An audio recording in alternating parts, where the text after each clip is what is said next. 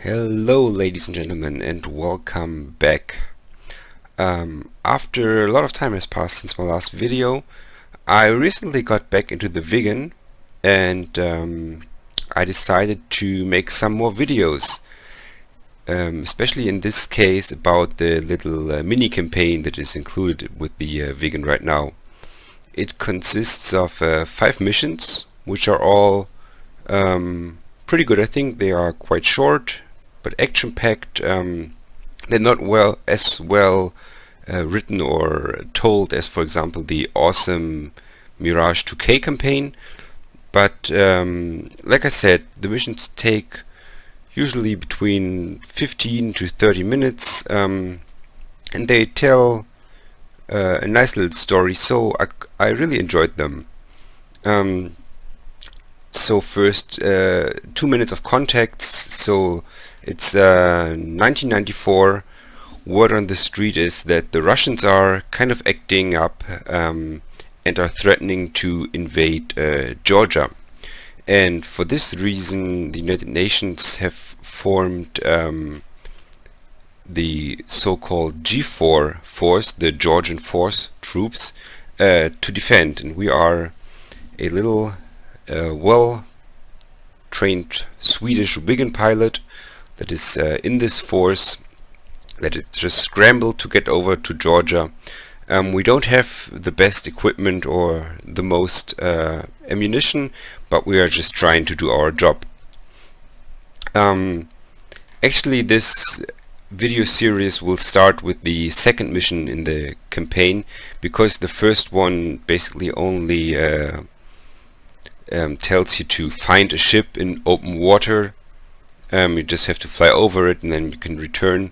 The mission is not too bad, but I figured I don't want to bore you guys to death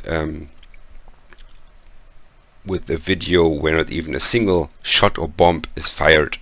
So we're gonna start with the second mission.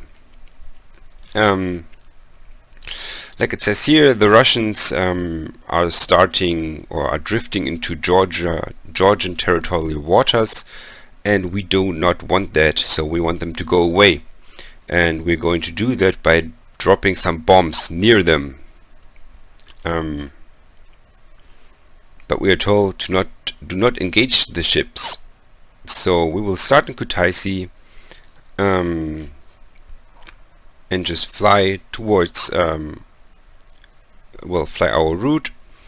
Waypoint 3 is where we expect the Russian naval forces, and we are carrying 8 high drag bombs. No countermeasures.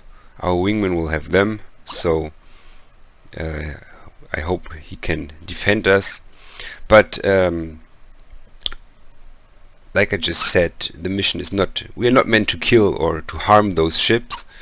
We just want to scare them off, so we are told to avoid dive bombing because it could be misinterpreted as an attack and could provoke a defensive response. We don't want a defensive response. Let's look at the missions. They're at our planning really quick. Yep, we will start in Kutaisi, fly our quick little course, drop our bombs near the ships. I think it has to be within 4 kilometers, and then return. Quick and easy. So let's start. Okay, here we are. Yeah, I already told you all of this stuff, so let's get into the plane. First things first, we need some ground power. Chief, turn on the ground power. Close the canopy and let's start the startup, which, if you fly the Viggen, you know that is Ground power is now on. so quick and easy that it's just awesome.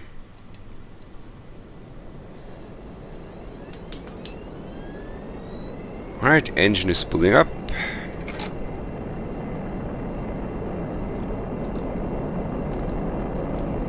Well, we could have probably asked our ATC for permission to start the engines.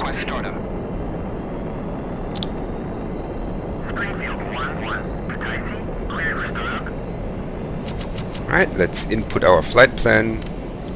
If you don't know, 9099 in Ref Lola. And that's basically all we need. So let's ask to roll to the starting position. Kutasi, Springfield 1-1. Request taxi to runway.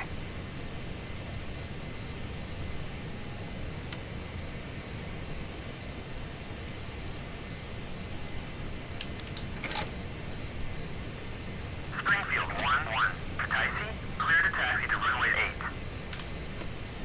8. And let's go. Oh, What are you doing? yep, I knew this would happen. Guys, if you like your mechanics and your ground crew, they are not happy if you just start taxiing while the ground power is still connected. We could probably also engage the oxygen, even though in the Viggen you don't really want to fly as that high or at an altitude where you would need oxygen, except for ferry flights or something like this, but it's in the checklist, so might as well do it.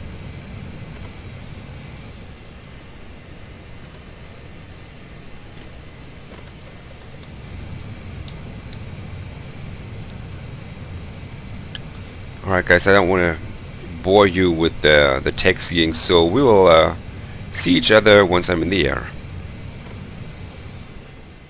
Well, not quite in the air yet, but almost. We're just gonna ask for Springfield 1-1. starting Request permission. takeoff. Springfield 1-1. Unable to clear for takeoff.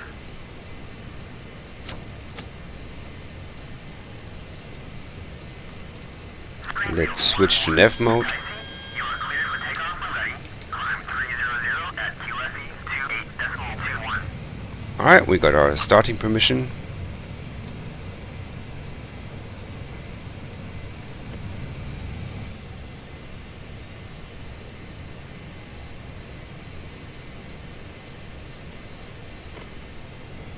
And let's get airborne.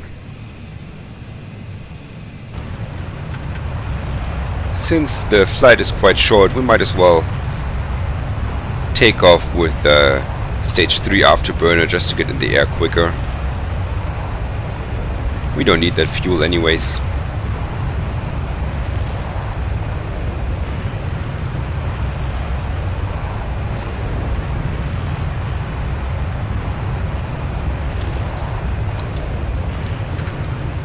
Yeah, that little lag made it a little bit rougher than I intended.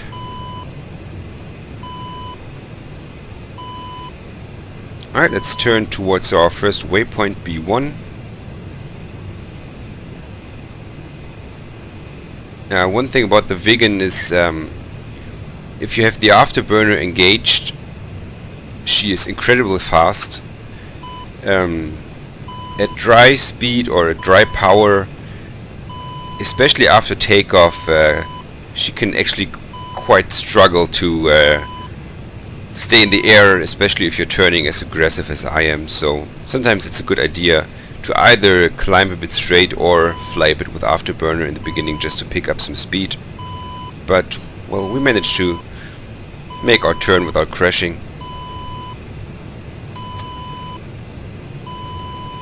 Let's turn off the RWR beeping. We're not planning on getting shot, especially not near our airfield. So since we are in the air, Springfield 1, radar contact. The Georgia Navy is attempting to board the Ivanov. You can proceed to the target area.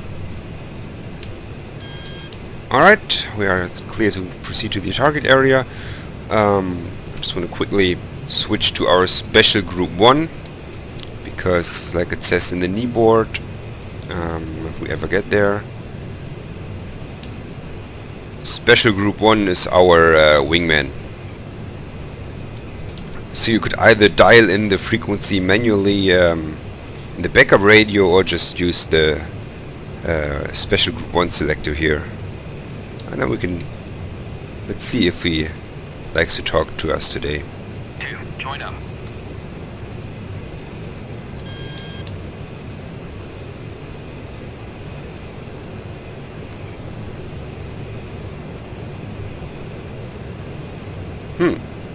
Awfully quiet. Do we have a wingman in this mission?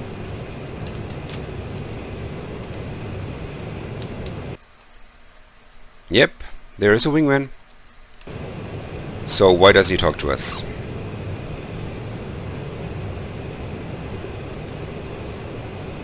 Flight, go line abreast.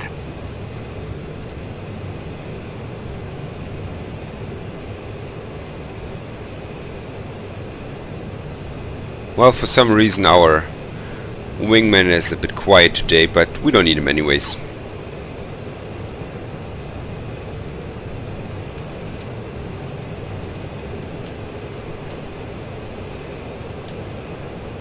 Yeah, like we've seen in the mission description, it's really easy, just 2 waypoints until we get to the target. And even though you're not going to do a real drop to kill them, we might as well set up our attack run just the way we would normally do. So first let's select our waypoint 3 as a target waypoint. We don't need any pop-up points or anything fancy like this. Let's see, we are in mode plan, which together with the nav mode on the main on the master mode selector gives us the CCIP release that was recommended in the mission description.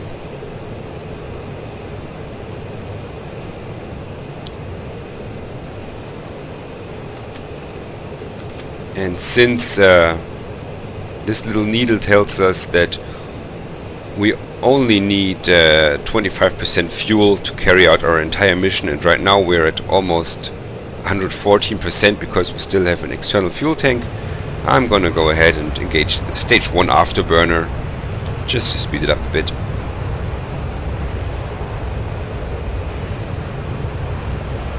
And in the Viggen you should use every chance you get to practice your low-level flying. So let's drop down to treetop level. It's more fun anyway, because even though we don't have to evade any SAMs here, later I'm sure that we will have to.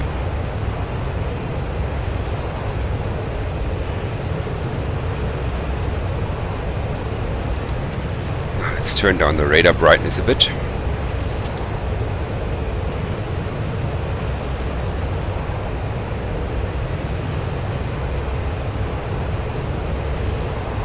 Well, there is our wingman. At least he's there, even though he doesn't like to talk to us.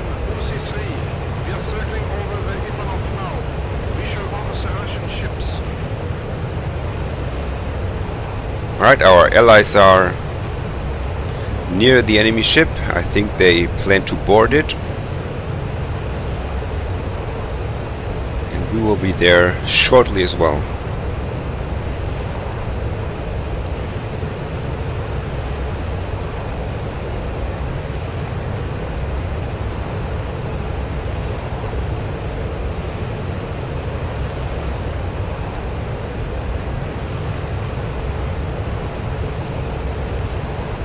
I'm sure the people in this lovely little town love us for disrupting their evening. Alright, it just switched to waypoint M3, so our attack point. It's only 20 kilometers out. So let's see if we can already see the ships on the radar. Yep, there they are. The fix was quite accurate, or our waypoint, I just updated it a bit.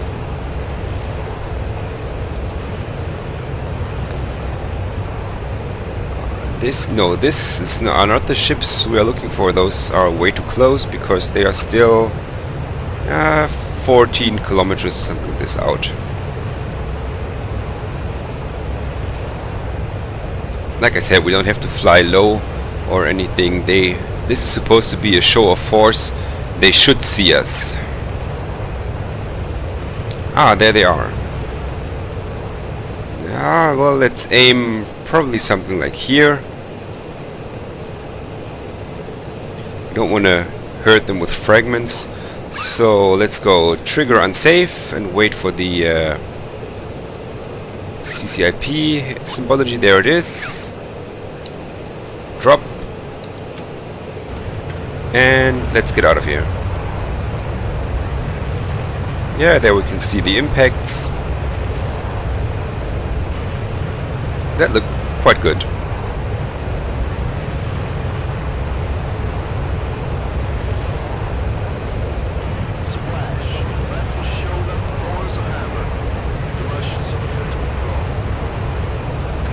Alright, it seems like we did a good job. They are retreating.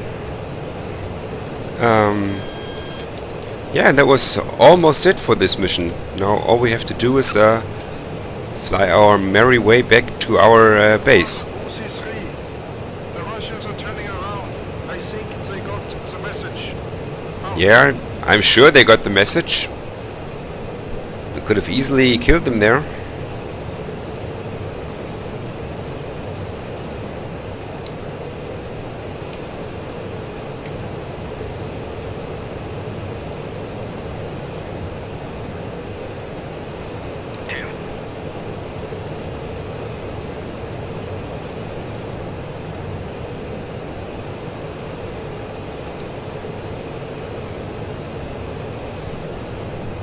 Alright, we are flying towards waypoint 4. Since I like to start my landing approach from about 500 meters, we'll climb a bit now until we get there to around 500 meters. The weather is quite lovely today, so I don't think we will need to do an ILS approach or anything like this. But even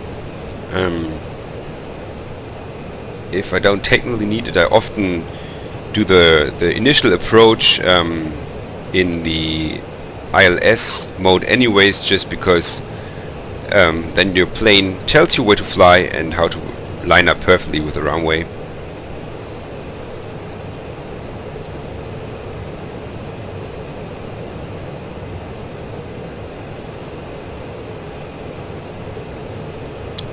Alright, so L1, our landing zone. So let's go ahead and switch back to the ATC frequency and ask the tower for landing permission. Couple 80. Springfield 1-1. Inbound.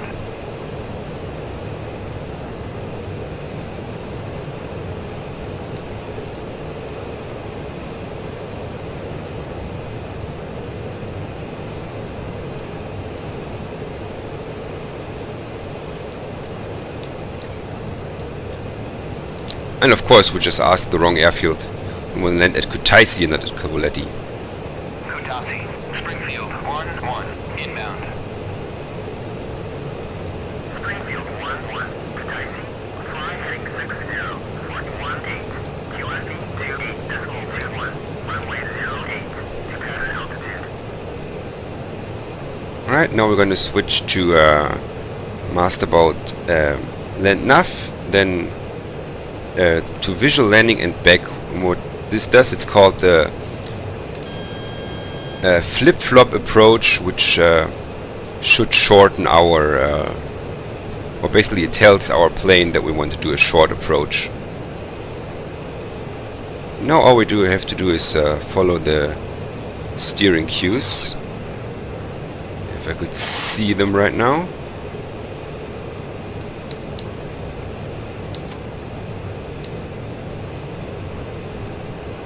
Ah, wrong mode. Here we go. Now it tells us where to go. So basically to land all you have to do is follow this little indicator that's moving to the left right now. We're also going to engage auto throttle and the thrust reverser.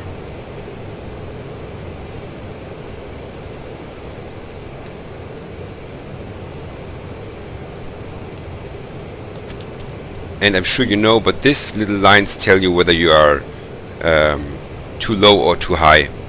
So they want you to fly 500 meters, so right now we are perfectly fine, but for example if I would drop a little, they would basically tell me to pull up, and this is what we're going to do right now.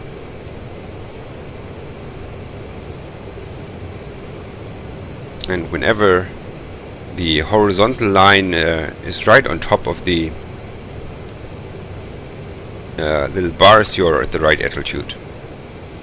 Since we're using our radar altimeter right now, it's getting a little bit confused since we're passing over those hills, but after that it should be fine again.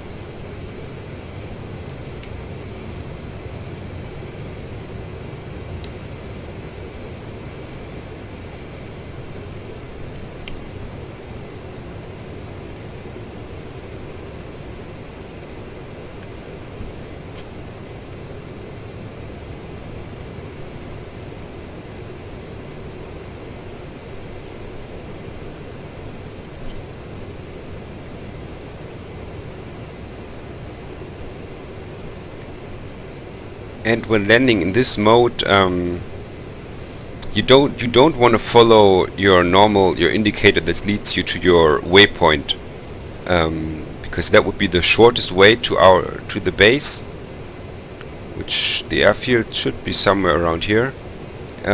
We want to follow this steering cues, because that will get us there on a perfect approach. One thing you have to note when doing this is, since it's using the ILS system, it will only use the ILS runway. So for example in this case it's Kutaisi, so runway I think it will probably be 25 or something. So we're gonna land on that runway, or not in the other direction, which in this case would probably be shorter. But like I said, I like to follow Springfield 1-1, cleared for visual, contact tower. I like to follow the ILS system. Yeah, I think we are basically passing the airfield right now. So in hindsight, or if I would have actually put 20 seconds of thought into this, it would have been a lot quicker to just land in this direction. But no, we're just gonna go all the way around, and maybe I'm gonna even speed it up a bit. So we're flying in ×2 speed right now.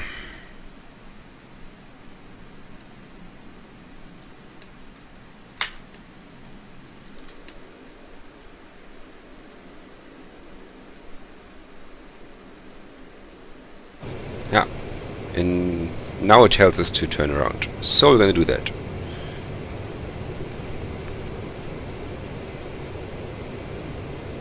Of course, the navigation system and the autopilot and the landing cues and stuff is not as sophisticated as, for example, in the Mirage or something like that, but I really like it. It's very simple, it's kind of archaic, but it still gets the job done very well. Especially with stuff like the auto throttle, the automatic fart control. It just makes landing really, really easy. Just engage it, throttle back all the way, and let the aircraft do its thing. So we are around 10 kilometers out, so in a minute we will lower our landing gear. Right now, like you can see here, we picked up the ILS beacon, and whenever that happens, the steering cues kind of jump, because they get updated now with the more accurate ILS navigation. There is the runway. I need to get my feet back on my rudder, and I kind of oops, I kind of missed my rudder pedals there. Alright, and since it's a really easy approach, we're going to switch to visual landing mode now, because there all you have to do is line up the little dot in the middle with the end of the runway, and yeah, basically the plane almost lands itself at that point.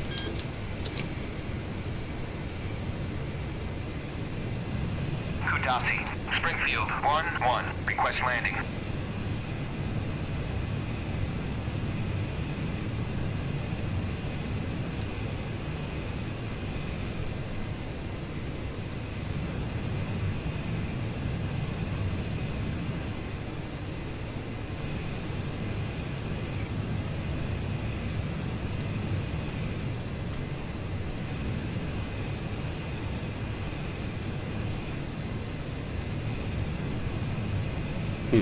For some reason they don't really want to give us a landing permission, but it's not like we care. Springfield 1-1, I guess that's the joy of flying virtual planes and not having to deal with this stuff in a real environment.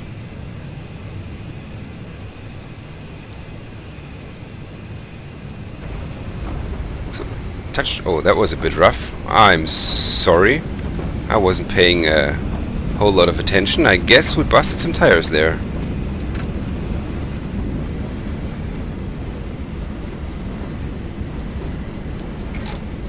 Sorry, mechanics.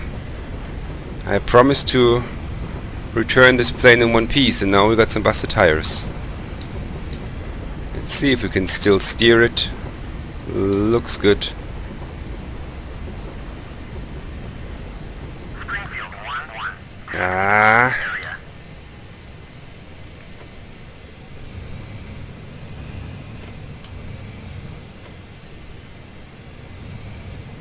Well, this happens if you just want to get the mission done as fast as possible and don't pay attention to your landings.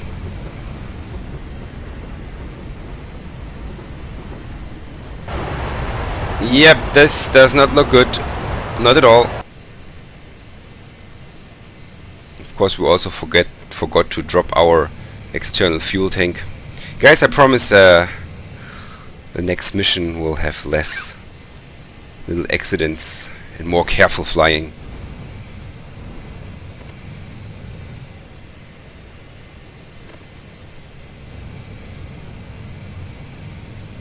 But this is a rugged plane. We are still in a fine condition. Let's just get to the first best parking spot that we can find.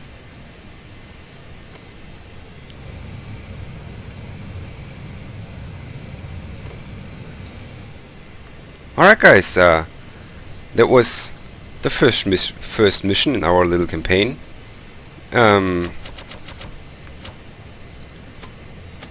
Please tell me if you liked it or not.